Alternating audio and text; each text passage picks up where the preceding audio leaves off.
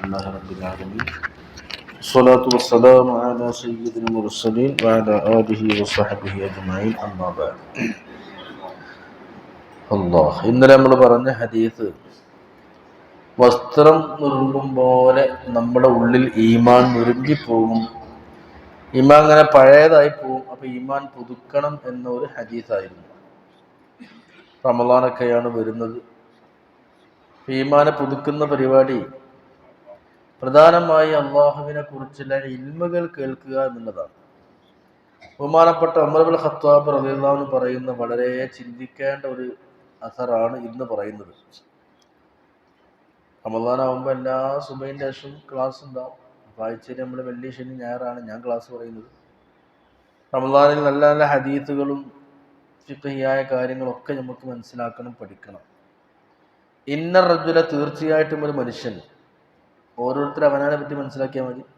അല്ല യഖ്റുജു മിൻ മൻസിലിഹി, ഓൻ വീട്ടിൽ നിന്ന് ഇറങ്ങാണ് പള്ളിക്ക്, എന്തെങ്കിലും ഒരു ക്ലാസ് കേൾക്കണം, എന്തെങ്കിലും രണ്ടക്ഷരം അറിവ് കേൾക്കണം, അറിവനുഭവങ്ങൾ പഠിക്കണമെന്ന് മനസ്സിലാക്കി പോരേന്നിറങ്ങിയാൽ, ഇന്ന റജുല, തീർച്ചയായിട്ടും ഒരു മനുഷ്യൻ, ല യഖ്റുജു മിൻ മൻസിലി, ഓന്റെ വീട്ടിൽ നിന്ന് പുറപ്പെടുന്നു, വഅലൈഹി മിനത് അനൂബി, അവന്റെ മേലുണ്ട് ദോഷങ്ങളിൽ നിന്ന്, മിസ്ലു ജിബാലി തിഹാമ, തിഹാമ പർവ്വതം പോലത്തെ വലിയ വലിയ തെറ്റുകൾ അവന്റെ മേലുണ്ട്. അത്രയും വലിയ പാപിയാണ്, ദോഷിയാണ്.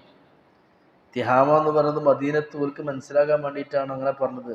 വലിയൊരു മരന്റെ പേരാണത്. നമ്മളെ കേരളത്തിൽ നിന്ന് പറയുകയാണെങ്കിൽ എവറസ്റ്റ് കൊടുമുടി പോലെയെന്നോ അല്ലെങ്കിൽ അങ്ങനത്തെ എന്തെങ്കിലുമൊക്കെ ഒരു ഉദാഹരണം പറയും. വലിയ ഉയരമുള്ള മലയെന്നർത്ഥം.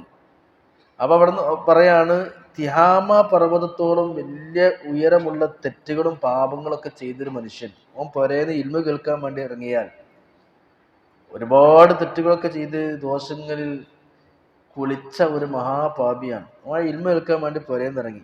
അങ്ങനെ ഫൈദാ സമിഅൽ ആലിമ, ഒരാലിമിന്റെ സദസ്സിൽ ചെന്നിരുന്ന് കേട്ടോ, കുറച്ച് ആലിമിന്റെ ക്ലാസ് കുറച്ച് കേട്ടു. അത് കേട്ടപ്പോ ഹാഫ, ഒരു പേടി ഉള്ളിൽ ഉണ്ടായി. വസ്തർജാൻ, പടച്ചോനെ ഇത്രമാത്രം വലിയ തെറ്റാണല്ലോ ഞാൻ ചെയ്തത്, വേണ്ടില്ലായിരുന്നു, ഇനി ഞാൻ ചെയ്യൂല എന്നൊക്കെ ഒരു മനസാക്ഷിക്കുത്തോ എനിക്ക് തോന്നി ആ ഇൽമു കേട്ടിട്ട്.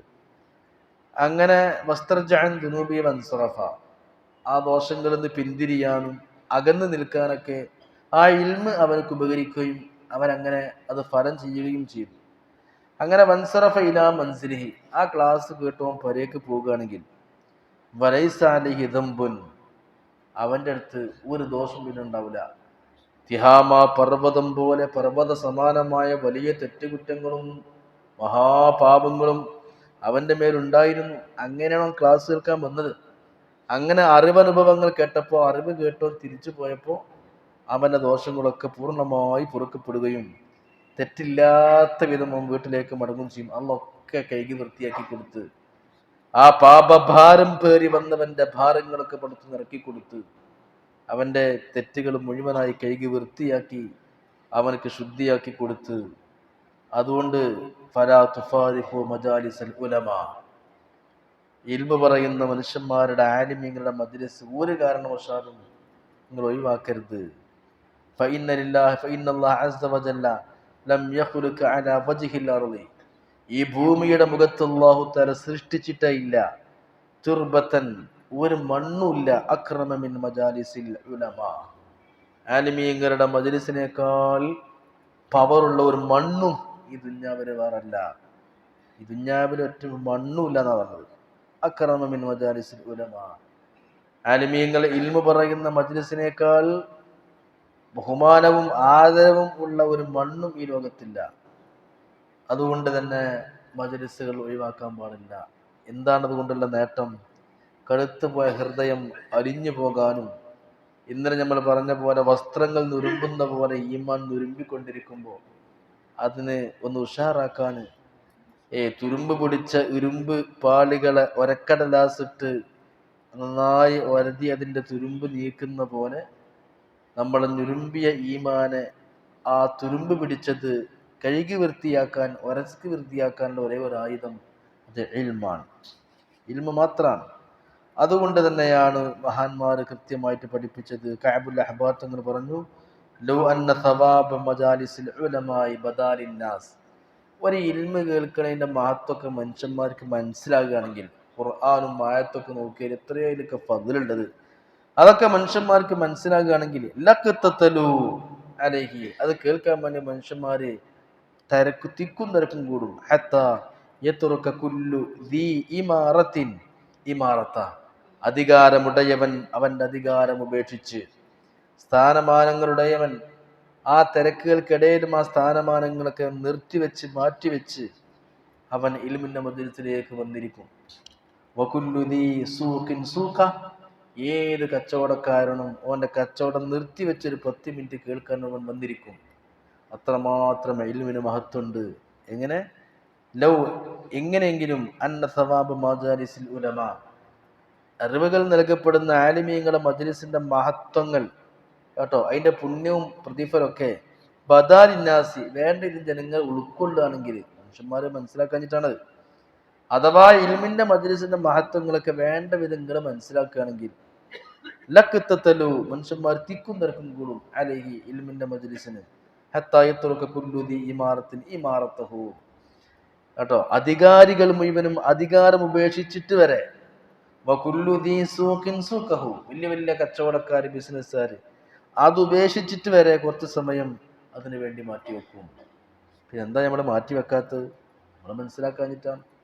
അതിന്റെ ഫദ്ലും അതിന്റെ സവാബൊന്നും നമുക്ക് ഇപ്പോഴും മനസ്സിലായിട്ടില്ല. ആ ഇൽമിന്റെയും അറിവിന്റെയും മഹത്വങ്ങൾ മനസ്സിലാക്കാത്തത് കൊണ്ടാണ്. മനസ്സിലാക്കുകയാണെങ്കിൽ നിങ്ങൾ ഇങ്ങനെയൊക്കെ ചെയ്യും. ഇങ്ങനെ ഒരുപാട് ഹദീസ് കാണാം.